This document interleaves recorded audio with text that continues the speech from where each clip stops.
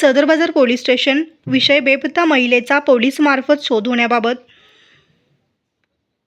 उपरोक्त विषयास सविनय सादर की सदर बाजार पोलीस स्टेशन सोलापूर शहर बेपत्ता रजिस्टर नंबर 156/2025 मधील दिनांक 24/12/2025 मधील इसम नामे शहनाज मौलाली मुजावर वय वर्ष 33 राहता मौलाली चौक केशवनगर सोलापूर।